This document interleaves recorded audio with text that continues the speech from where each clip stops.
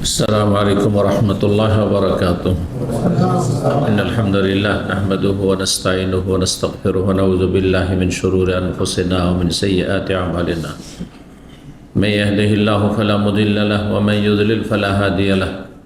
وأشهد أن لا إله إلا الله وحده لا شريك له وأشهد أن محمدا عبده ورسوله صلى الله تعالى عليه وعلى آله وصحبه وسلم تسليما كثيرا. أما بعد، أعوذ بالله من الشيطان الرجيم. إن الذين قالوا ربنا الله ثم استقاموا فلا خوف عليهم ولا هم يحزنون. সম্মানিত ভাতৃমণ্ডলী, আল্লাহ রাব্বুল আলামিনের প্রশংসা এবং প্রিয় নবী সাল্লাল্লাহু আলাইহি সাল্লামের উপর সালাত ও সালামের পর আজ বৃহস্পতিবার 14 শাওয়াল 1447 হিজরি মোতাবেক 2 এপ্রিল 2026 আমাদের ধারাবাহিক সাপ্তাহিক বিষয়ভিত্তিক আলোচনা। রমজান আমরা শেষ করেছি, বেশ কয়েকদিন চলে গেল। গত সপ্তাহে আমাদের সাপ্তাহিক প্রোগ্রাম স্থগিত ছিল আবহাওয়া প্রতিকূল থাকার কারণে। আজকে রমজান পরে আমাদের অবস্থা কেমন হওয়া উচিত? যারা মুসলিম এমন হওয়া উচিত যা কি অধিকাংশ মুসলিমদের অবস্থা, বাস্তবতা, যে রমজানে ফরজ, নফল, সুন্নত বিভিন্ন রকমের বহুমুখী ইবাদত বন্দেগী অনেক বেশি করলেন, আর তারপরে রমজান পরে আপনি খেয়াল খুশি জীবনযাপন করা শুরু করলেন। এটা হচ্ছে মুসলিম জাতির বাস্তবতা।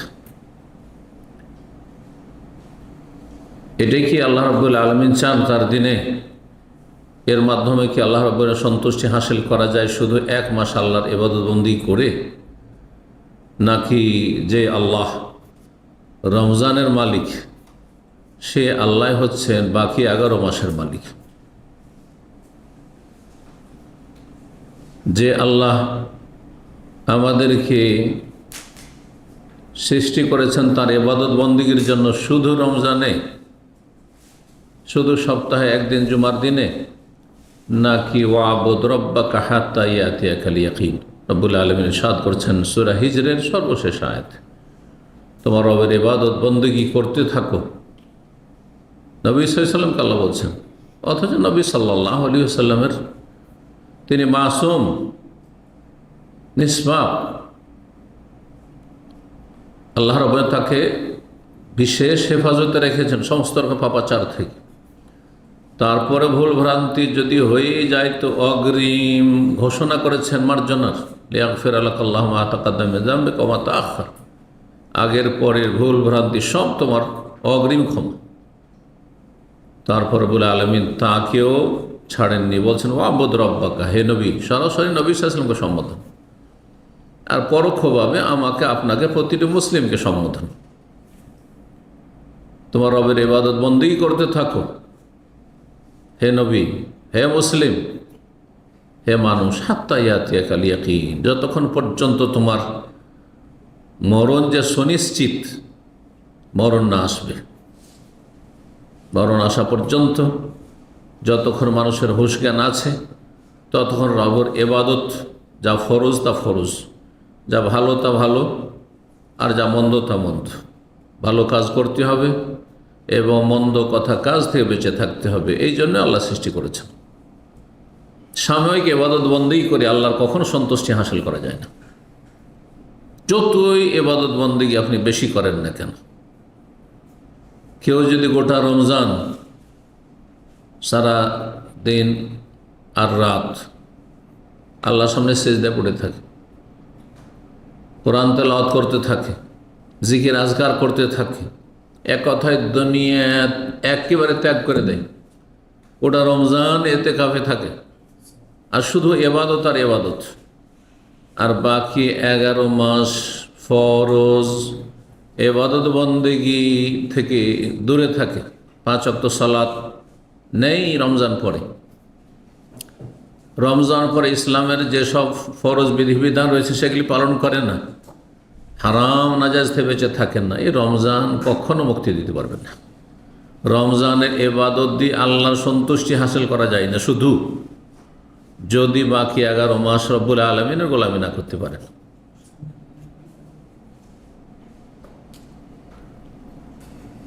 সারা জীবনটা যারা সোজা পথে থাকতে পারল, আর সোজা পথের শেষ প্রান্তে রয়েছে জান্নাত। যে সোজা পথের কথা কোরআনে কারীমে রব্বুল আলামিন সূরাতুল ফাতিহায় প্রতিটি সালাতে চাওয়ার নির্দেশ দিয়েছেন ফরজ করে। সূরা ফাতিহা ছাড়া সালাত হয় না, ফরজ হোক আর নফল হোক। এক রাকাতও নামাজ হবে না সূরা ফাতিহা ছাড়া। লা সালাতা লিমান লাম ইয়াকরা বিফাতিহাতিল কিতাব। সেই সূরা ফাতিহার গুরুত্বপূর্ণ দোয়া হচ্ছে, ফরজ দোয়া হচ্ছে ইহদিনাস সিরাতাল মুস্তাকিম। হে আল্লাহ, আমাদেরকে সোজা সরল পথ দেখাও, সোজা পথ প্রদর্শন করো, সোজা পথের পথিক বানিয়ে রাখো।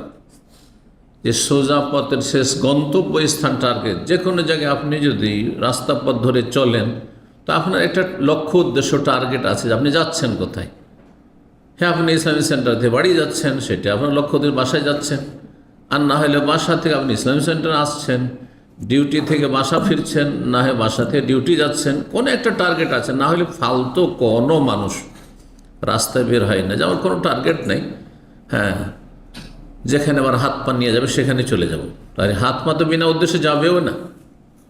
হাত পা যতক্ষণ আপনি নির্দেশ দেবেন যে ওই দিকে যাও, ও যাবেই নাই। তার প্রত্যেকের লক্ষ্য উদ্দেশ্য থাকে, টার্গেট। একজন মুমিন মুসলিমের জীবনের লক্ষ্য উদ্দেশ্য হচ্ছে জান্নাত। আর জান্নাতের পথের নাম হচ্ছে সিরাত মুস্তাকিম, সোজা সরল পথ। মুস্তাকিম মানে সোজা, আর সিরাত মানে পথ। আর তার ডানে বামে ছোট ছোট রাস্তা রয়েছে, যেমন রাজপথের ডানে বামে অনেকগুলি ছোটোখাটো রাস্তা বেরিয়ে যায়। ইসলামের রাজপথ হচ্ছে ইসলাম, আল্লাহ রাব্বুল আলামিনের দ্বীন, যার দিক নির্দেশনা কোরআন এবং সুন্নায় রয়েছে। আর ডানে বামে যেসব রাস্তা রয়েছে ইসলামের, সেগুলি হচ্ছে শয়তানের পথ। শয়তানের পথ, সেগুলি যে কোনো রাস্তায় ঢুকলে শয়তান আপনাকে পেয়ে যাবে। আর শয়তান যদি সঙ্গী বানিয়ে নিতে পারে, তাহলে জান্নাত কখনো পাওয়া যাবে না, জাহান্নামে যেতে হবে। ইন্নামা ইয়াদউ হিজবাহু লিয়াকুনু মিন আসহাবিস সাইর। শয়তান সবসময় ডাকতে থাকে, আহ্বান করতে থাকে তার দলবলকে, ইয়াদউ হিজবাহ, তার দলকে, তার অনুগামীদেরকে, লিয়াকুনু মিন আসহাবিস সাইর, যাতে করে তারা সবাই জ্বলন্ত আগুনের সঙ্গী হয়। আল্লাহ বুঝার তৌফিক দান করেন মুসলিম জাতিকে, এবং দিনের ওপর অটল থাকার তৌফিক দান করেন। বিষয়বস্তু আজকে দিনের ওপর অবিচল থাকা, অটলতা। এই মর্মে কোরআনে কারিমে বিভিন্নভাবে বলা হয়েছে। একটি আয়াত বলুন সূরা ফাতিহার, সিরাতে মুস্তাকিম মানে সোজা পথ। সোজা পথ এই নয় যে আপনি রমজান মাসেই শুধু আপনি আল্লাহর আদেশ পালন করেন আর আল্লাহর নিষিদ্ধ কথা কাজ থেকে আপনি বিরত থাকেন। বিশেষ কোনো স্থানে শুধু আল্লাহর আদেশ নিষেধ মানেন, মক্কা মদিনা গেলে, হজে থাকলে, উমরায় থাকলে, বিশেষ সময়কালে নয়, বরং সর্বস্থানে আর সর্বকালে রবের অনুগত হইতে হবে। রবের আদেশ নিষেধ পুরোপুরি মেনে চলতে হবে। হারাম থেকে বেঁচে থাকতে হবে, নিষিদ্ধ কথা কাজ থেকে বেঁচে থাকতে হবে। আর ফরজ ওয়াজিবগুলি পুরোপুরি আদায় করতে হবে। যথাসাধ্য সুন্নত নফল বেশি বেশি পালন করার চেষ্টা করতে হবে, যাতে করে আখেরাতের সম্বল আপনার বেশি হয়। অপছন্দনীয়, সন্দেহজনক কথা কাজ থেকে আপনাকে বেঁচে থাকতে হবে। অসার ফালতু কথা কাজ থেকে বেঁচে থাকতে হবে, কারণ সময়ের অনেক মূল্য রয়েছে। এই সময়গুলিকে ভালো কাজে লাগাবেন, উপকারী জ্ঞান অর্জন করবেন, ভালো আমল করবেন, নফল আমল করবেন, যে কোনো ভালো আমল করেন। আল্লাহর হক আদায় করার ক্ষেত্রে, মানুষের হক আদায় করার ক্ষেত্রে, পরোপকারী হওয়ার ক্ষেত্রে, জনকল্যাণমূলক কাজের ক্ষেত্রে। আহাব্বুন নাস, সবচেয়ে প্রিয় মানুষ আল্লাহর কাছে, আনফাহুলিন নাস, যে যত বেশি মানুষের উপকার করতে পারে।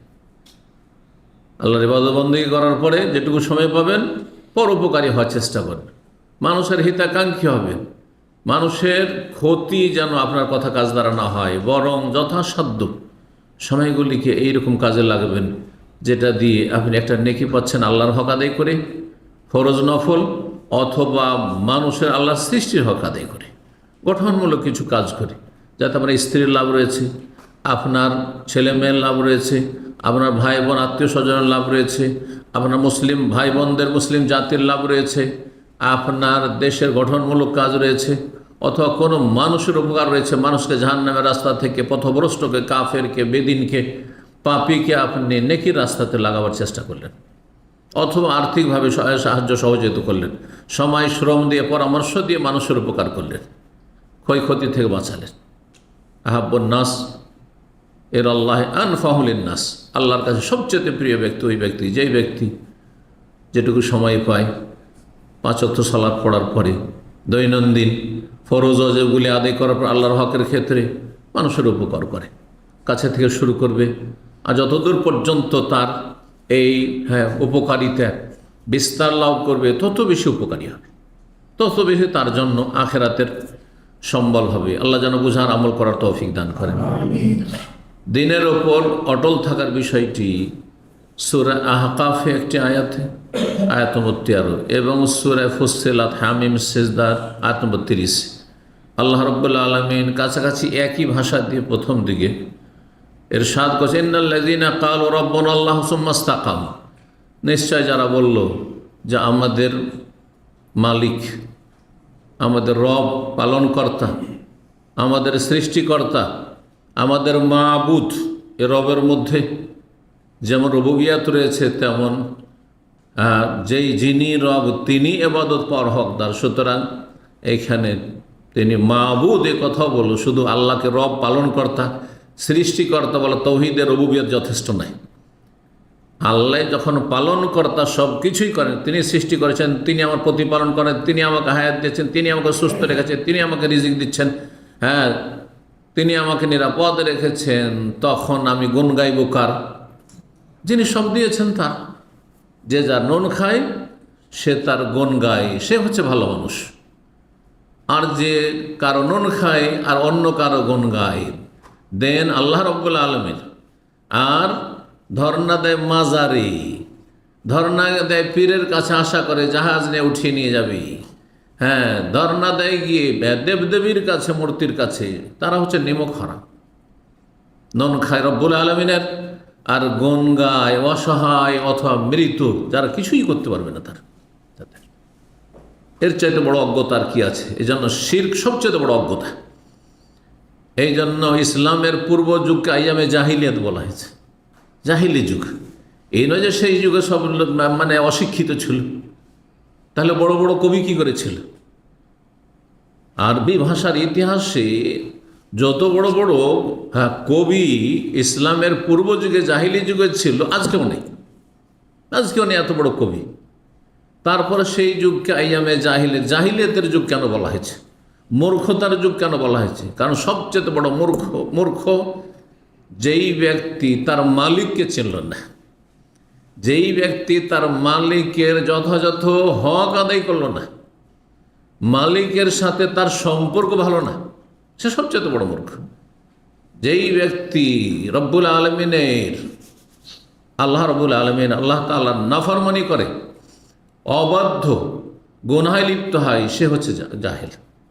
এই জন্য আইম্মায়ে কেরামগণ বলেছে, মান আসাল্লাহ ফাহুয়া জাহিল, যে গুনাহ করে সেই জাহিল, যে আল্লাহ নাফরমানি করে সে হচ্ছে জাহিল। যতই বড় আল্লাহ হোক না কেন, আর যত বড় ইমাম আপনি মনে করেন না কেন, আর যতই বড় তাকে আপনি ওলিউল্লাহ মনে করেন না কেন, যদি তার জীবনে পাপ থাকে তো সে জাহিল, আর পাপ থেকে সে তওবা করে না, পাপই হচ্ছে জাহিল। এটি হচ্ছে কোরআন হাদিসের ভাষা। আল্লাহ যেন আমাদেরকে সমস্ত রকমের জাহালাত, মূর্খতা, অজ্ঞতা থেকে আর বেআমল হওয়া থেকে, পাপ থেকে অনেক দূরে আল্লাহ রাব্বুল আলামিন রাখেন, এবং নেকির কাজে সবসময় আমাদেরকে যেন আমাদের মূল্যবান সময় ব্যয় করার তৌফিক দান করেন। ইন্নাল্লাযীনা ক্বালু রাব্বুনা আল্লাহ, যারা বলবে যে আমাদের রব আল্লাহ, আমাদের মাবুদ আল্লাহ, এটা শুধু যথেষ্ট নয়। এই জন্য আল্লাহ বলছেন সুম্মা ইসতাকামু, তারপর এই পথে একবারে অটল থাকলো, অবিচল থাকলো, সুদৃঢ় থাকলো, প্রতিষ্ঠিত থাকলো, সোজা থাকতে হবে। এই নয় যে নড়বড়ে হয়ে ধর কচুর পাতার পানির মতো, হ্যাঁ, এই নয় যে হ্যাঁ বেলে মাটির পানির মতো, বেলে মাটির রসের মতো, না না না, সম্মাস্তাকাম। এক সময় হ্যাঁ, তো দেখছেন যে অনেক বর্ষা বৃষ্টি হইলো এই মরুভূমিতে, কিন্তু 2-3 দিন পর পানি খুঁজে পাওয়া যায় না। ঠিক যারা রমজানি মুসলমান 11 মাস শয়তানের গোলামি করে, তাদের অবস্থা এরকম, তাদের অবস্থা এরকম। রমজান মাসে মসজিদে ভালো মানুষ গিয়ে জায়গা পায় না। যারা 11 মাসের বেনামাজি, হ্যাঁ, তাদের মসজিদে ভিড়ভাড়ের কারণে, আর রমজান পরে মসজিদ আবাদ করার লোক খুঁজে পাওয়া যায় না। আল্লাহ রাব্বুল আলামিন এই জাতিকে যেন জ্ঞান দান করেন, সঠিক বুঝ দান করেন এবং দিনের পথ অবিচল থাকার তৌফিক দান করেন। সুম্মাস্তাকামু, যদি সোজা পথের পথিক হয়ে থাকি, আল্লাহকে রব মেনে নিয়ে, শিরক মুক্ত হয়ে, কুফরি মুক্ত হয়ে, নাস্তিকতা মুক্ত হয়ে, মাজার পূজা মুক্ত হয়ে, তৌহিদের সাথে যদি সোজা পথের পথিক হয়, সোজা পথের পথিক হওয়া সহজ ভাষায় ফরজ ওয়াজিব আদায় করবে, হারাম নাজায়েজ থেকে বেঁচে থাকবে, সুন্নত মুস্তাহাব বেশি বেশি পালন করার চেষ্টা করবে, অপছন্দনীয় মাকরুহ অপ্রীতিকর সন্দেহের জিনিস থেকে বেঁচে থাকবে, অসার কথা কাজ থেকে বেঁচে থাকবে। এটি হচ্ছে ইসলাম, খুব সহজ ভাষা। 1 মিনিটে ইসলাম আপনি শিখতে পারেন যে কোরআনে হাদিসে যা আল্লাহ আবশ্যক করেছে, ফরজ করেছেন, তা অবশ্যই পালন করতে হবে। যা হারাম অবশ্যই বেঁচে থাকতে হবে। সুন্নত নফল যথাসাধ্য চেষ্টা করতে হবে তাতে বেশি বেশি অংশ নেওয়ার। আর অপছন্দনীয় কাজ থেকে, সন্দেহের কাজ থেকে, এটা ঠিক হবে হবে না, এটা হালাল না হারাম কি জানি, কেউ বলছে হালাল, কেউ বলছে হারাম, বেঁচে থাকে। আমার যে সময় 8 ঘন্টা ডিউটি করার বাকি সময়টা থাকছে, এই সময়টা আমি অসার কাজে, ফালতু কথা কাজে ব্যয় করবো না, আড্ডা দিয়ে বাড়াবো না। এই সময় এমন কিছু করব যাতে হয় একটি নেকি আমার আমলনামায় জমা হয়, আর না হইলে আমার পকেটে, ব্যাংকে একটা হালাল রিয়াল জমা হয়।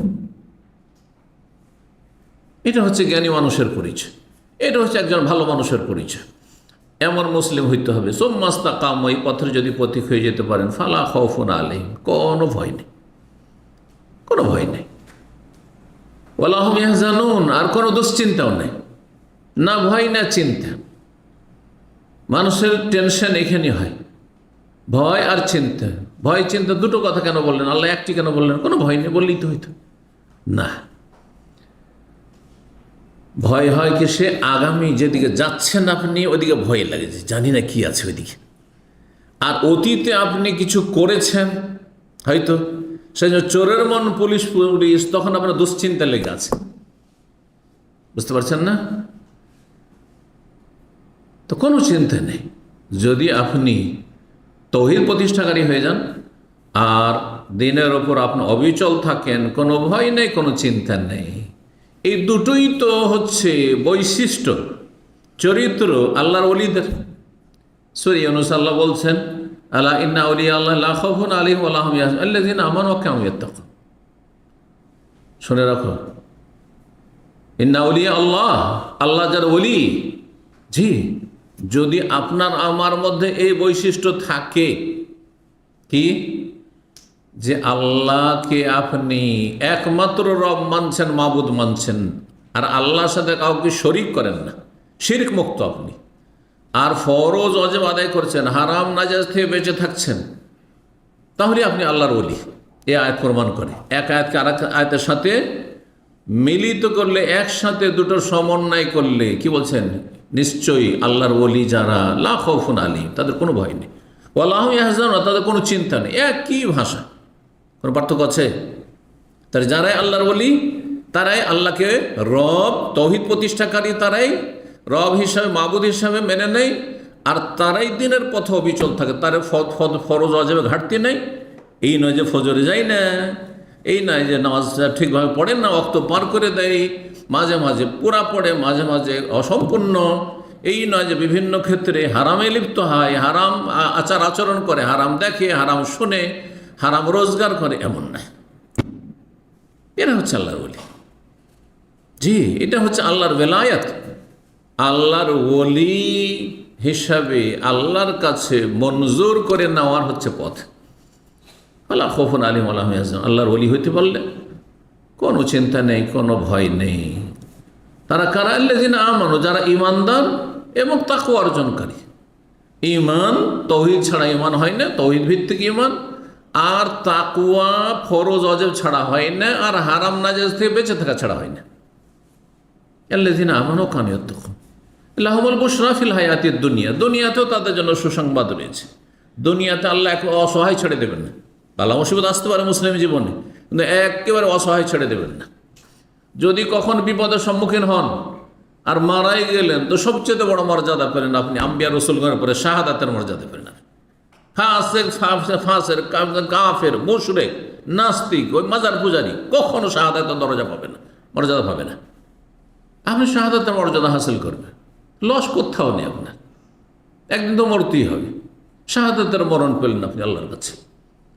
তাদের জন্য দুনিয়ায় সুসংবাদ রয়েছে। সুসংবাদের একটি হচ্ছে ভালো স্বপ্ন। এ আয়াতের তাফসীর বলা হয়েছে যে ভালো স্বপ্নের মাধ্যমে আল্লাহ আপনাকে দুনিয়াতে সুসংবাদ দেবেন যদি সত্যি আপনি দিনের ওপর অবিচল থাকেন, আল্লাহর তৌহিদ প্রতিষ্ঠার সাথে সাথে। আল্লাহর ওলি হইতে পারেন আপনি। আল্লাহর ওলি মানে সুফি নয়, তাদের তো তৌহিদই ঠিক নেই, তাদের সুন্নাহ ঠিক নেই, এখানেই তো শেষ।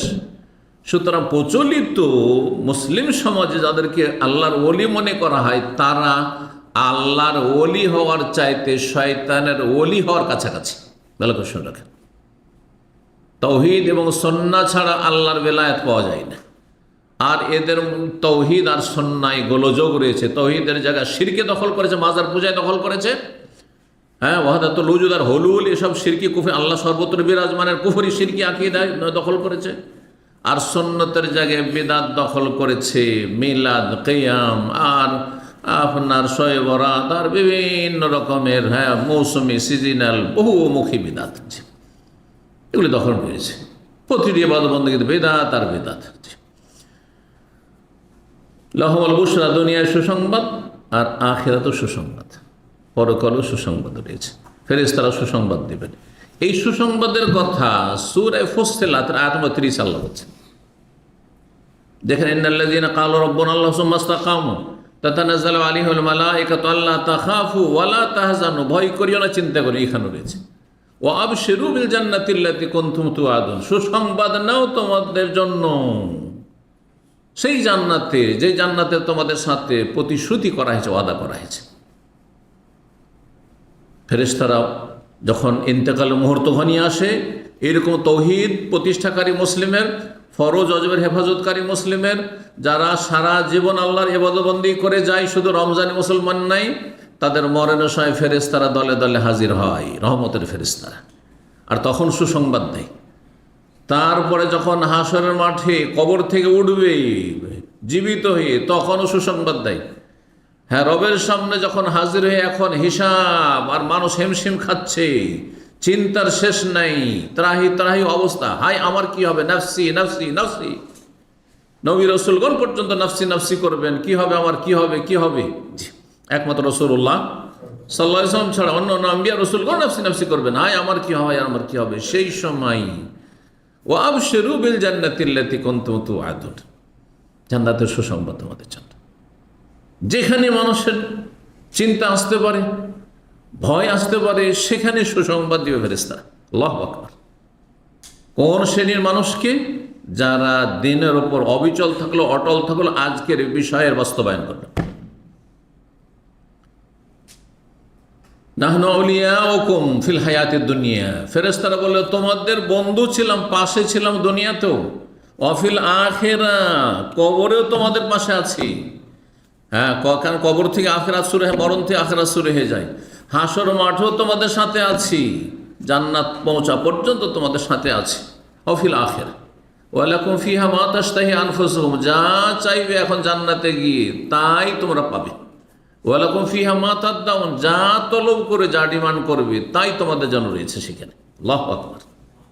এই সুসংবাদ ওইসব ভাই বোনদের জন্য যারা আল্লাহর তৌহিদ প্রতিষ্ঠা করলো, শিরক থেকে মুক্ত থাকলো, কুফরি থেকে মুক্ত থাকলো, ঈমান ভঙ্গকারী বিষয়গুলি থেকে মুক্ত থাকলো, আর ফরজ ওয়াজিবের হেফাজত করলো, সুন্নত নফল যথাযথ চেষ্টা করলো আর হারাম নাজায়েজ থেকে পুরোপুরি বেঁচে থাকলো, তাদের জন্য এইসব সুসংবাদ রয়েছে।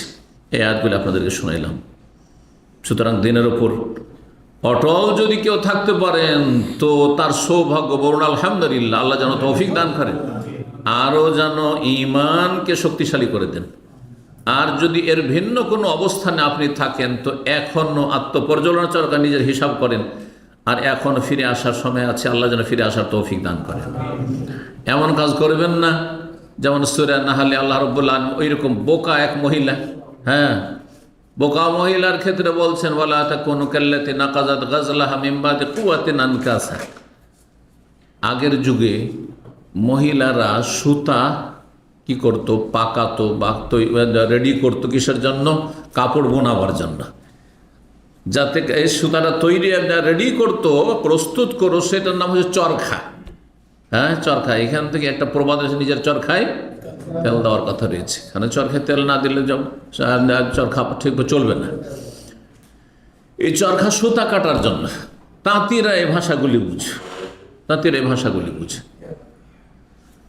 তো পাক দিল গোল করে, সুতাটাকে প্রস্তুত করলো এখন কাপড় বোনাবার জন্য। আর তারপরে গোলাকার হয়ে আছে, সারাদিন মেহনত করলো। সন্ধ্যাবেলা যদি মাঝখান থেকে এক জায়গায় কেটে দেয়, তার সমস্ত সুতাগুলি সব বরবাদ, সারাদিনের মেহনত সব বরবাদ হয়ে গেল।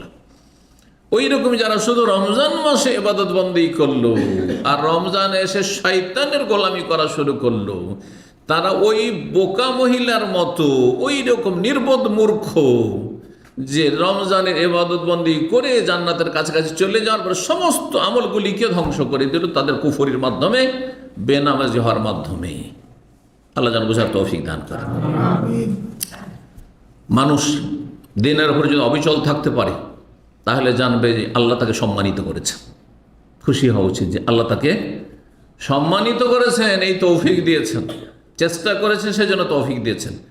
আর যদি এর ব্যতিক্রম ঘটে যে রমজানে তো আমি অনেক কিছুই করলাম কিন্তু এখন আর নামাজের ঠিক নেই, তাহলে জানবে যে আল্লাহ আপনাকে লাঞ্ছিত করেছেন। আল্লাহ আপনাকে লাঞ্ছিত করেছেন। আল্লাহর কাছে আপনার কোনো মূল্যায়ন নেই। আল্লাহর কাছে আপনি ঘৃণিত। আল্লাহর ক্রোধ আপনার উপর রয়েছে। আল্লাহ অসহায় আপনাকে ছেড়ে দিয়েছেন, ঠেলে দিয়েছেন আপনার দিকে। কোনো আল্লাহ রাব্বুল আলামিন সাহায্য নেই আপনার সাথে। সূরা হজে মহান আল্লাহ একটি আয়াতে ইরশাদ করেছেন, ওয়া মান ইউহিনিল্লাহু ফামা লাহু মিন মুকরিম। আল্লাহ যদি কাউকে লাঞ্ছিত করে দেয় তো কেউ তাকে সম্মানিত করতে পারে না, তো যারা শুধু রমজানি মুসলমান আর 11 মাস হচ্ছে শয়তানি, ওয়া মান ইউহিনিল্লাহ, এদেরকে আল্লাহ লাঞ্ছিত করেছেন, অপদস্থ করেছেন। ফামা লাহু মিন মুকরিম, তাদেরকে সম্মান দেওয়ার কোনো শক্তি নেই পৃথিবীতে। কেউ তাদেরকে জান্নাতে নিয়ে যেতে পারবে না। রব্বুল আলামিন যেন বুঝার তৌফিক দান করেন। এই ক্ষেত্রে ইমাম হাসান বসরি রাহিমাহুল্লাহ প্রখ্যাত তাবী, তিনি বলছেন যে যারা রমজানের পরে গাফিল হয়ে যায় ফরজ ওয়াজিব থেকে, হারাম নাজায়েজ আবার লিপ্ত হয়ে যায়, উল্টো দিকে আবার ফিরে চলে জাহান্নামের দিকে ফিরে যাচ্ছিল, জান্নাতের রাস্তায় অনেকটা এগিয়ে চলে গিয়েছিল জান্নাতের দিকে, তারপরে আবার ঘুরে জাহান্নামের রাস্তা ধরে নিল। নু আলাইহি, আল্লাহর কাছে এরা মূল্যহীন হয়ে গেছে, লাঞ্ছিত হয়ে গেছে। ফাআসাউহু, সুতরাং তারা আল্লাহর নাফরমানিতে লিপ্ত হয়েছে রমজানের পরে। ওয়ালাউ আজ্জু আলাইহি, তারা আল্লাহর কাছে যদি সম্মানিত হইতো, আল্লাহর কাছে তাদের যদি মূল্যায়ন থাকতো, লা আসামাহুম, তাহলে আল্লাহ তাদেরকে পাপের পথ থেকে, অন্যায়ের পথ থেকে, গুনার রাস্তা থেকে, আল্লাহর নাফরমানি থেকে তাদেরকে রক্ষা করতেন। কিন্তু আল্লাহ তাদেরকে অসহায় ছেড়ে দিয়েছেন। নু আল্লিহমাত আল্লাহ, যা যেদিকে যাবি সেদিকে যা, ফজরে উঠবি না, যা যেদিকে যাবি সেদিকে যা, নামাজ পড়বি না রমজান পরে, যা যেদিকে যাবি সেদিকে যা, আবার পাপ করবি, হারাম খাবি, হারাম উপার্জন করবি, হারামে লিপ্ত থাকবি, যা। নু আল্লিহমাত আল্লাহ, আল্লাহ বলছেন যেদিকে ফিরবে সেদিকে ফিরিয়ে দেবো। ও নুসলিহে জাহান্নাম, তারপরে জাহান্নামে ঢুকিয়েই ছাড়বো।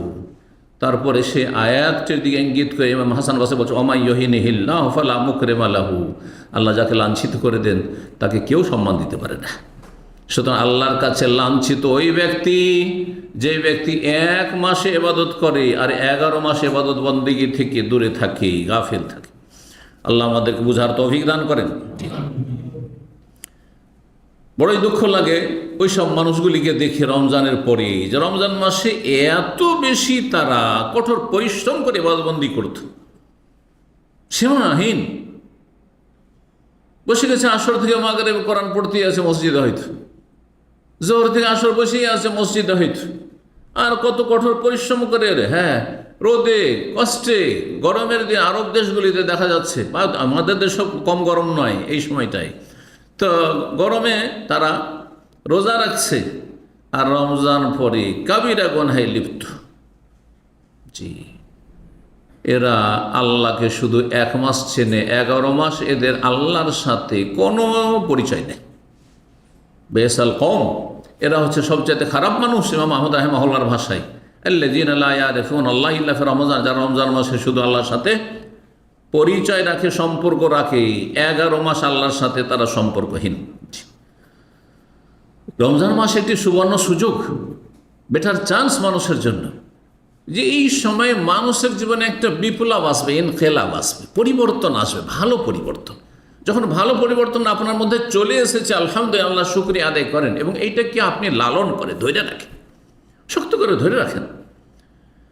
আর এটা আপনার জন্য সৌভাগ্য যে রমজান পেয়েছেন, আর সেখান থেকে আপনার ইউটার্ন হয়েছে। যখন ভালো পথে চলে এসেছেন, তো সেই পথকে ধরে রাখা আর সেই পথের অবিচল থাকা অত্যন্ত গুরুত্ব রাখে। রব্বুল আলামিন সাত আকিমিস সালাত তারফাইন নাহার, শুধু রমজান মাসে নামাজ নয়, সালাত কায়েম করো দিনের 2 প্রান্তে, সকাল বিকেল। সকালে ফজরের সালাত আর জোহরের সালাত, এই দিকটাই ফজর আর জোহর সকাল বলতে, আর আসর মাগরিব এশা, জুলাফা মিনাল লাইল, আর রাতের কিছু অংশে, দিনের 2 প্রান্তে আর রাতের কিছু অংশে। ইন্নাল হাসানাত ইউযহিবনা সাইয়্যাত, কারণ মানুষ যখন বেশি বেশি নেকি করে তখন মানুষের ভুল ত্রুটি থাকলে সেগুলিকে ধুয়ে মুছে সাফ করে দেয়। জি, আবু যার রাদিয়াল্লাহু তাআলা আনহু রাসূলুল্লাহ সাল্লাল্লাহু আলাইহি ওয়াসাল্লাম থেকে বর্ণনা করছেন, বলছেন ইত্তাকিল্লাহ হাইসুমা কুনতা, তুমি যেখানেই থাকো না কেন আর যে কোনো সময় থাকো না কেন, তোমার যে কোনো মৌসুম হোক না কেন, রমজান হোক আর অন্য মাস হোক, আর যে কোনো জায়গায়, মক্কায় থাকো, মদিনায় থাকো, আর দাম্মামে থাকো, আর বাংলাদেশে থাকো, আর কাফের দেশে থাকো, ইউরোপে থাকো, আর আমেরিকায় থাকো, ভালো জায়গায় থাকো আর মন্দ জায়গায় থাকো, মসজিদে থাকো আর ঘরে বাইরে, যেখানেই থাকো না কেন, হাটে বাজারে, ইত্তাকিল্লাহ, আল্লাহকে ভয় করো যেখানেই থাকো না কেন। ও আতবাই সাইয়্যাতাল হাসানা, মানুষের ভুল ত্রুটি হইতেই পারে, বেশি বেশি নেকি করতে থাকো। কি হবে? তামহুহা, তাহলে যে ভুল ত্রুটি হলো সেগুলিকে মুছে দেবে, মুছে দেবে। যেমন কোনো জায়গায় বাড়িতে আপনার যদি পেশাব করে দেয় আপনার কচি কাঁচা বাচ্চারা, অথবা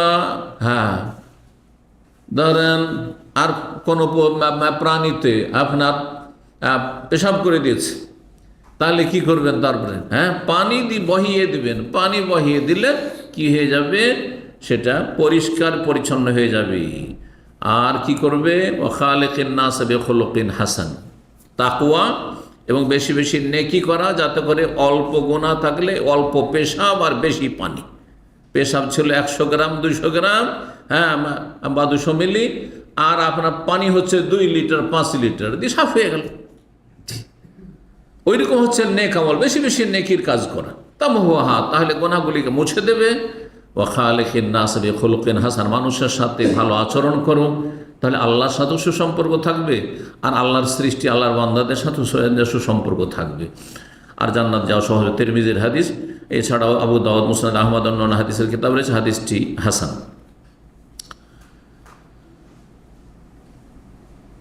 মানুষ নেক আমল যত বেশি করবে তত বেশি আল্লাহর কাছাকাছি হইতে পারবে, আর আল্লাহর নৈকট্য অর্জন যে যত বেশি করতে পারবে সে তত বেশি তার জান্নাতকে সুনিশ্চিত করতে পারবে।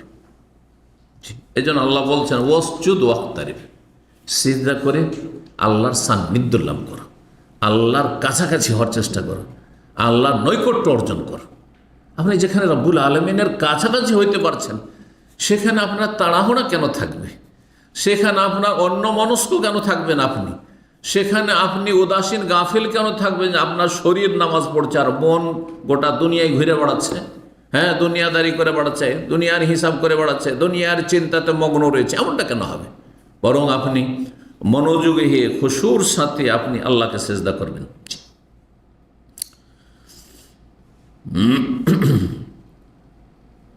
মানুষের যেসব ইবাদত বন্দেগী অতীতে করেছে সেগুলো যদি কবুল হয়ে থাকে তার বিশেষ একটি লক্ষণ রয়েছে। লক্ষণ সেটি হচ্ছে যে নেকির পরে নেকি করা। রমজান মাসে নেকি করেছেন, তারপরে যদি নেকি করতে পারেন আপনি আর গুনাহ থেকে বেঁচে থাকতে, রমজান মাসে গুনাহ থেকে বেঁচে থেকেছে, রমজান মাসে গুনাহ থেকে বেঁচে থেকেছেন, যেই গুনাহগুলি হয়তো টেম্পোরারি গুনাহ, মানে রমজানের দিনে পানাহার করা গুনাহ ছিল, তাই না, কিন্তু রাত্রে জায়েজ ছিল, তাহলে টেম্পোরারি গুনাহ। দিনে শুধু খাওয়া দাওয়া করা, পানাহার করা হারাম রমজানের দিনে, রাত্রেও চলবে। তারপরে বাকি 11 মাস রাত দিন যখন ইচ্ছা তখন আপনি পানাহার করেন, সেগুলি থেকেও বেঁচে থেকেছেন আপনি।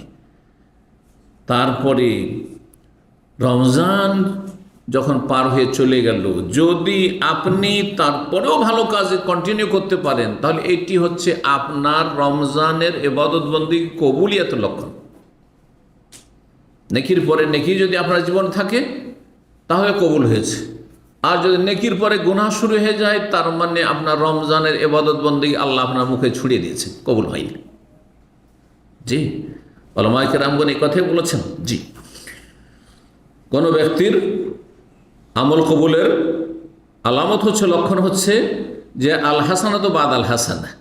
হজ করে আসার পরে ভালো, মানে হজের আগে যা ছিল কিছু ত্রুটি ছিল, হজ করার পরে আর ওইসব গুনার দিকে নেই, রমজানের পরে ওইসব গুনার দিকে আর নেই।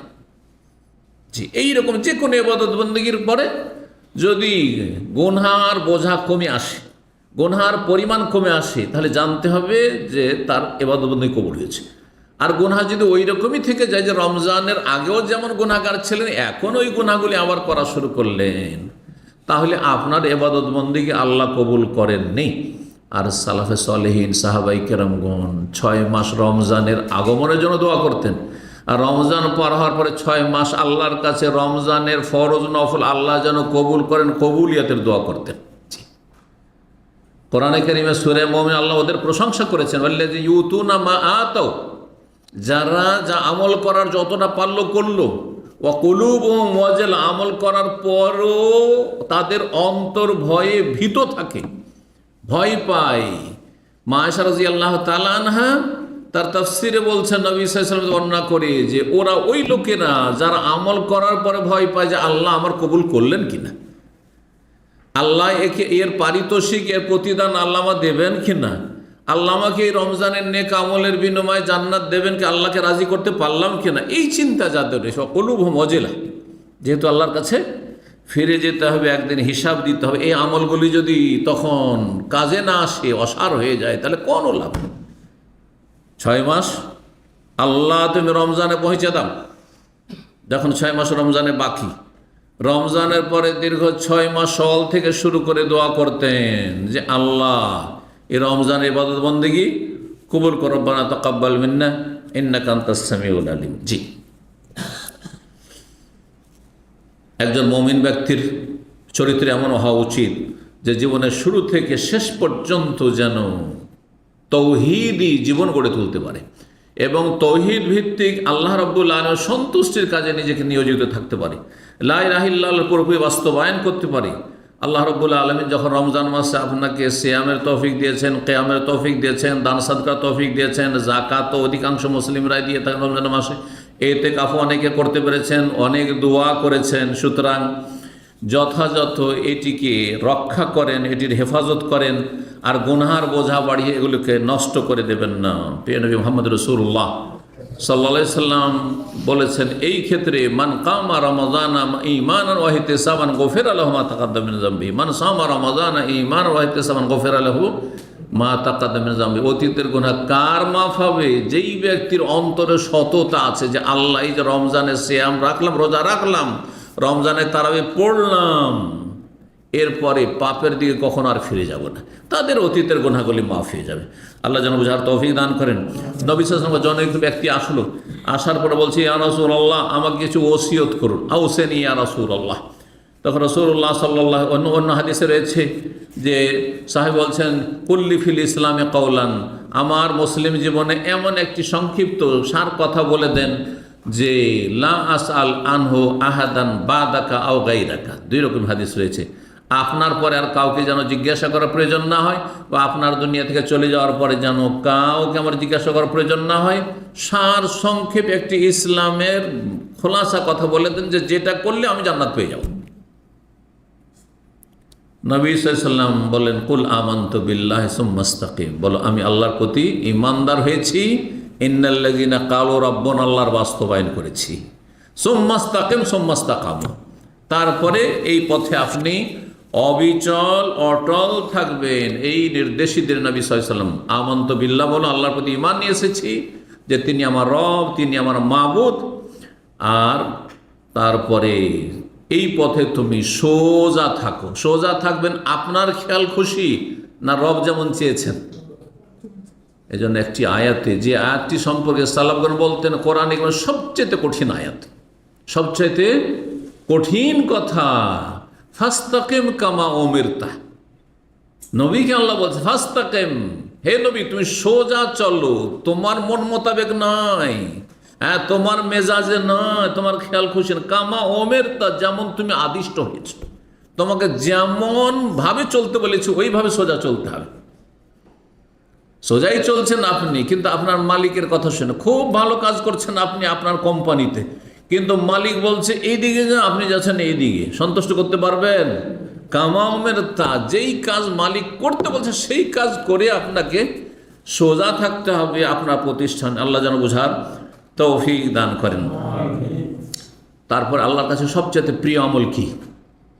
আল্লাহর কাছে প্রিয় আমল অনেক বেশি আমল নাই, যদিও পরিমাণে কম হোক না কেন, ফরজে কম নয়, সুন্নত নফলের ক্ষেত্রে কমও যদি হয়, কিন্তু যত বেশি সেটা স্থায়ী হবে, কন্টিনিউ হবে, নিয়মিত হবে, সেটা আল্লাহর কাছে সবচেয়ে বেশি প্রিয়। এই মর্মে একাধিক হাদিস রয়েছে বিভিন্ন ভাষায়, সহিহ বুখারীতে রয়েছে, সহিহ মুসলিমে রয়েছে। নবী সাল্লাল্লাহু আলাইহি ওয়াসাল্লাম আহাব্বুল আমালি ইলাল্লাহি আদওয়ামুহা, আল্লাহর সবচেয়ে প্রিয় আমল হচ্ছে যে আমল স্থায়ী হয়ে থাকে। সেজন্য একজন মানুষ শুধু রমজান মাসেই আল্লাহর ইবাদতবন্দি করে তা নয়, গোটা বছর আল্লাহর ইবাদতবন্দি করে যাবে, গোটা বছর ফরজ ওয়াজিবের হেফাজত করে, গোটা বছর হারাম নাজায়েজ থেকে বেঁচে থাকবে। এর চাইতে ভালো কোয়ালিটি হচ্ছে যে শুধু রমজানেই আপনি তারাবি পড়বেন এমন কথা নয়, বরং রমজান পরেও তাহাজ্জুদ পড়ার চেষ্টা করবেন আপনি। রমজান মাসেই শুধু সলাতুল দুহা পড়তেন এমন নয়, গোটা বছর সলাতুল দুহা কমপক্ষে 2 রাকাত 4 রাকাত হইলেও পড়ার চেষ্টা করবেন। রমজান মাসেই শুধু ফরজ রোজা রাখলেন এমনটা শুধু নয়, মাঝে মধ্যে প্রতি মাসে কিছু না কিছু কমপক্ষে 3টি সিয়াম পালনের চেষ্টা করবেন। আদওয়ামুহা, আল্লাহর কাছে সবচেয়ে প্রিয় আমল হচ্ছে যে আমল যত বেশি স্থায়ী হবে, কন্টিনিউ, ওয়াইন কাল্লা, যদিও পরিমাণ কম হোক না কেন। আপনি 11 রাকাত তাহাজ্জুদ পড়তে পারছেন না, আপনি 7 রাকাত পড়েন, 7 রাকাতও পড়ছেন না, কিন্তু আজানের 10 মিনিট 20 মিনিট আগে উঠে আপনি 2 রাকাত নামাজ পড়েন, তারপরে 1 রাকাত থেকে 2 রাকাত ভেতর পড়েন। প্রতি রাতে আপনি 5 মিনিট 10 মিনিট আল্লাহর সাথে নির্জনে একটু কথা বলেন। ওই রমজান মাসে শুধু খুব কান্নাকাটি করে দোয়া করেছেন, আর গোটা 11 মাস আর এটা নসিব হয় না, এমন হবেন না। যদি আপনি কোনো হারাম কাজ করছেন না, কারণ এটি সুন্নতের নফলের বিষয় ছিল, হ্যাঁ গুনহার কাজ করছেন না, কিন্তু আপনার জন্য বেশি ভালো ছিল যে অল্প পরিমাণ হলেও প্রতি রাতে কিছু না কিছু আপনার ইবাদতবন্দি আছে, প্রতিদিনে কিছু না কিছু তেলাওয়াত আছে। অধিকাংশ মুসলিমরা যারা কোরআন খতমকারী, রমজান মাসে দেখা যায় যে 11 মাস কোরআন ছুঁয়েই দেখে না। রমজানে হয়তো কয়েক খতম দিয়েছে, কিন্তু গোটা 11 মাসে কয়েক খতম হচ্ছে, 1 খতমও না। এটা এত ভালো কাজ নয়, বরং আপনি কোরআনে কারীম থেকে আপনি দুনিয়া আখিরাতের বরকত হাসিল করবেন। যেমন রমজান মাসে, তেমনি রমজান ছাড়াও কিছু না কিছু, আরে 1 পৃষ্ঠাও যদি হয়, দৈনিক 2 পৃষ্ঠা হোক, 3 পৃষ্ঠা হোক, সামান্য হোক, যতটা যে পারেন তেলাওয়াত করেন। আল্লাহ রাব্বুল আলামিন নিয়ামত সম্পর্কে জিজ্ঞাসা করেন, আপনার মোবাইল বড় নিয়ামত, ইন্টারনেট বড় নিয়ামত, হ্যাঁ, নাকি আপনার কোরআনে কারীম বড় নিয়ামত? চিন্তা করুন তো দেখি। হ্যাঁ, সুম্মা লা তুসআলুন্না ইয়াওমাইযিন আনিন নাঈম, অতঃপর অবশ্যই জিজ্ঞাসা করা হবে তোমাদেরকে ইয়াওমাইযিন, হাসরের মাঠে। আনিন নাইম, প্রতিটি নিয়ামত সম্পর্কে, হায়াত সম্পর্কে, যৌবন সম্পর্কে, সময় সম্পর্কে, ধন সম্পদ সম্পর্কে, নিরাপত্তা সম্পর্কে ইত্যাদি সমস্ত নিয়ামত সম্পর্কে, রুজি রোজগার সম্পর্কে, সমস্ত নিয়ামত সম্পর্কে। মোবাইল সম্পর্কে জিজ্ঞাসা করা হবে, তো কোরআন সময় জিজ্ঞাসা করা হবে না যে কোরআনে কি হক আদায় করেছিলে? কোরআন তো তোমার বাড়িতে ছিল না, না মোবাইলই শুধু ছিল? হ্যাঁ, কোরআন ছিল। মসজিদে কোরআন ছিল না? ছিল। কোরআন তেলাওয়াত করতে বলছে আল্লাহ সময় পেতাম না। মোবাইল কত ঘন্টা? বলছে বেশি না আল্লাহ, দিনে 6 ঘন্টা, দিনে 6 ঘন্টা মোবাইল। অধিকাংশ লোক 6 ঘন্টার কম মোবাইল হাতে রাখেন না। আল্লাহ, বিনা বাড়াবাড়িতে আমার নিজের ক্যালকুলেশনে বলছি, 6 ঘন্টা কমপক্ষে 8 ঘন্টা ডিউটি করছেন, আর বাকি সময়টা কি করছে আপনি নিজে হিসাব করে দেখবেন। 5 ঘন্টা থেকে 6 ঘন্টা অধিকাংশ লোক আজকাল ঘুমায়। এর বেশি হয়তো নয়, ব্যতিক্রম 7 ঘন্টা 8 ঘন্টার লোক, আর তার বেশি ঘুমানো কোনো ভালো কাজ নয়। আর বাকি সময়টা কিসে যাচ্ছে? সবসময় মোবাইল হাতে, সবসময় মোবাইল হাতে, কিছু না কিছু একটা দেখছেন, কিছু না কিছু একটা লিখছেন, কিছু না একটু পড়ছেন। আরে ভাই, মোবাইলের এত হক আদায় করছেন, আর রব্বুল আলমিনের কালাম, আল্লাহর বাণী, আল্লাহর কথা, এগুলি কালামুল্লাহ, তার কি হক আদায় করলেন? এই নিয়ামতের কি হক আদায় করলেন? এই নিয়ামত সম্পর্কে জিজ্ঞাসা করা হবে। বিশেষ করে যারা কোরআন পড়তে পারেন তাদেরকে বলছি, হাফেজে কোরআন সতর্ক সাবধান, আলেমে দিন সতর্ক সাবধান। হাফেজে কোরআন হয়ে যদি কোরআন খতম করা নসিব না হয়, ওর চাইতে বড় হতভাগা কিছু নেই। হাফেজে কোরআন হয়ে যদি কোরআন ভুলে যায়, তাহলে ওর চাইতে বড় বদনসিব কেউ নেই। জি। আর আলেম হয়ে যদি বেআমল হয়ে যায়, ওর চাইতে বড় বদনসিব কেউ নেই। জনসাধারণ যারা কোরআন শিখেছেন, আল্লাহর নিয়ামতে শুকরিয়া আদায় করেন। যারা কোরআন শিখতে পারেননি, বড়ই বঞ্চিত মাহরুম, কোরআন শিখার চেষ্টা করেন। এখন সর্বস্তরের মুসলিম ভাই বোনদেরকে বলছি, আল্লাহ যেন আমাদের এগিয়ে যাওয়ার তৌফিক দান করেন। যখন আল্লাহর কাছে সবচেয়ে প্রিয় আমল হচ্ছে কি? স্থায়ী আমল, যদিও পরিমাণ কম হোক না কেন। মা আয়েশা রাদিয়াল্লাহু তাআলা আনহাকে কেউ জিজ্ঞাসা করছেন, কোনো মহিলা, যে রাসূলুল্লাহ সাল্লাল্লাহু আলাইহি ওয়াসাল্লাম আমল কেমন ছিল? তো বলছেন জবাবে, কানা আমালুহু দীমা। সহিহ বুখারী মুসলিমের হাদিস। দীমা মানে স্থায়ী আমল হতো, এই নয় যে টেম্পোরারি। একবার সালাতুদ দুহা পড়লেন তার নেই 2-4 মাস, এমন নয়। এই শাওয়াল মাসে 6টা রোজা রাখলেন তো আর নেই, এমন নয়। দীমা, যে কোনো আমল করতেন স্থায়ীভাবে আমল করতেন। জি। সুতরাং যথাসাধ্য যে কোনো ইবাদত বন্দেগীর ক্ষেত্রে আমরা যেন সেটাকে টিকিয়ে রাখার চেষ্টা করি। সেটা আল্লাহর জিকির আজকার হোক। যখন বালা মুসিবত বললেন, খুব ডাকলেন, লা হাওলা ওয়ালা কুওয়াতা ইল্লা বিল্লাহ, কত যে পড়লেন আপনি। হাসবুনাল্লাহু ওয়া নি'মাল ওয়াকিল, কত যে পড়লেন আপনি। আর যখন বিপদ আপদ আসলো, কত যে আল্লাহকে ডাকলেন, আল্লাহর কাছে দোয়া করলেন, তারপরে খবরই নেই। জিকির আজকার হোক, দোয়া হোক, হজ উমরা হোক, ভালো কাজের উপদেশ দেওয়া হোক, অন্যায় কাজে বাধা দেওয়া হোক, দাওয়ার কাজ করা হোক, এলেম শিখা হোক, অল্প হলেও স্থায়ী করবেন। প্রতি সপ্তাহে কমপক্ষে একটা আলোচনা শুনছেন, একটা আলোচনায় হাজির হচ্ছেন ইসলামী সেন্টারে। এটা ওর চাইতে ভালো যেই ব্যক্তি হয়তো রমজান মাসে অথবা অন্য কোনো মাসে বা কোনো সপ্তাহে একটিও দার্স ছাড়লো না। 1 সপ্তাহের সবগুলি দার্সে থাকলো, আর তারপরে নেই 2 মাসও, এগুলো ধারে কাছে নেই। সোশ্যাল মিডিয়াতে ভালো ভালো আলেমদের লেকচারগুলি একসময় শুনলো তো শুনলো, খুব শুনলো, আর এত বেশি শুনলো যে ওর নিজে ধরেই রাখতে পারছে না, এত বেশি শুনেছে। আর 2-3 মাস 4 মাস এমন দুনিয়াদারিতে লেগে গেল যার খোঁজ খবরই নেই। আল্লাহ এটা পছন্দ করেন না। যে কোনো আমল করেন সেটাকে স্থায়ী করার চেষ্টা করেন। এইরকমই তওবা ইস্তেগফার, এই নয় যে তওবা ইস্তেগফার শুধু মনে হয়েছে আমি একটা গুনাহ করে দিয়েছি, সেই জন্য তওবা ইস্তেগফার কন্টিনিউ করবেন আপনি, কারণ আমাদের অজান্তে ভুল ভ্রান্তি হচ্ছে। আর যদি নাও হয়, নবীকে যেখানে আল্লাহ বলছেন, সূরা ইজা জা নাসরুল্লাহ থেকে বলছেন, ফাসাব্বিহ বিহামদি রাব্বিকা ওয়াস্তাগফিরু, আল্লাহর কাছে ক্ষমা প্রার্থনা করুন। নবীকে আল্লাহ ক্ষমা প্রার্থনা করতে বলছেন।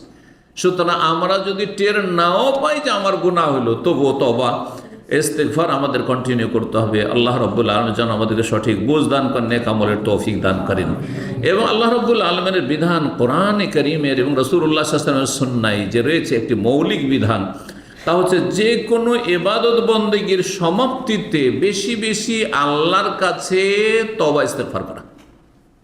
আল্লাহর ইবাদত করলেন, তারপর আল্লাহর কাছে ক্ষমা চাইবেন। রহস্য কি? যে আল্লাহ যতই সুন্দর ইবাদত করি আর যতই বেশি পরিমাণ ইবাদত করি, তবুও তোমার হক আদায় করতে ঘাটতি, ত্রুটি, ভুল ভ্রান্তি থেকেই গেছে। হ্যাঁ, সুতরাং আল্লাহ যেটুকু ত্রুটি থেকে গেছে, ঘাটতি কমতি থেকে গেছে, তার জন্য তোমার কাছে ক্ষমা চাইছি, তার জন্য তোমার কাছে ক্ষমা চাইছি। বাথরুম থেকে বাথরুম সেরে বেরোলো, এটা উদাহরণ দিই। বাথরুমে গিয়ে কি বা গুনাহ করলেন আপনি?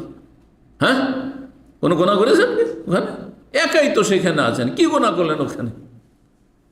বাথরুম করে যখন বেরিয়ে আসছেন তখন দোয়া শেখাচ্ছেন নবী সাল্লাল্লাহু আলাইহি ওয়াসাল্লাম, কি? গোফরানাকা, আল্লাহ তোমার কাছে ক্ষমা চাই। আসআলুকা গোফরানাকা, তোমার কাছে ক্ষমা চাই, আল্লাহ মাফ করো। আল্লাহ ওলামার রহস্য বলছেন, ক্ষমা চাইছেন কেন? এই জন্য চাইছেন যে আল্লাহ, এই নাপাক জায়গাতে আমি 2 মিনিট 3 মিনিট যে বসে থাকলাম, এই সময়টা জিকির আজকার থেকে বঞ্চিত থাকলাম, তোমাকে স্মরণ করা থেকে বঞ্চিত থাকলাম, দোয়া থেকে, কোরআন তেলাওয়াত থেকে বঞ্চিত থাকলাম, এটা আমার জীবনে ত্রুটি হলো, আল্লাহ তুমি মাফ করে দাও। জি, এ হচ্ছে রহস্য। তাহলে আপনি চিন্তা করুন, এবাদত বন্দিগি, মেলা এবাদত বন্দিগির ক্ষেত্রে এবং আম্বিয়া রাসূলগণের জীবনীতে তা প্রমাণিত হয় যে তারা সবাই তওবা ইস্তেগফার করেছেন। যেমন সূরা ইজা জা নাসরুল্লাহর কথা বলছিলাম, আল্লাহ সাহায্য এসেছে, হ্যাঁ, ইসলামের বিজয় হয়েছে, মাশাআল্লাহ, বীর মুজাহিদ হয়েছেন, কাফেরকে পরাজিত করেছেন। তারপর আল্লাহ কি বলছেন? হ্যাঁ, মক্কা বিজয়ের পরে এর চেয়ে বড় বিজয় আর কি হইতে পারে? হ্যাঁ, তসবিহ করো, আল্লাহর প্রশংসা করো, ক্ষমা চাও, ওয়াস্তাগফিরহু ইন্নাহু কানা তাওয়াবা। জি, হাজী সাহেবদেরকে আল্লাহ বলছেন, আল্লাহ রাব্বুল আলামিন বলছেন, সুম্মা আফিযু মিন হাইসু আফাযান নাস, যেখান থেকে সবাই ফিরে আসতো যুগ যুগ ধরে, মানে আরাফায়, মক্কার লোকের আরাফায় যেত না, মুজদালিফায় ঘুরে চলে আসতো, আমাদের হজ এখান থেকে শেষ। এ মূর্খরা, মক্কার যারা কুরাইশ, তারা বলছে যে আমরা হচ্ছি হিন্দুদের ব্রাহ্মণদের মতো, মানে সিনিয়র আমরা। সুতরাং যখন আমরা সিনিয়র, আমাদের সব কাজ করা লাগবে না। বাইরের বহিরাগত যারা হাজি আসতো অন্য বংশের, তারাকে আরাফা যেতে হইতো জাহিলি যুগে।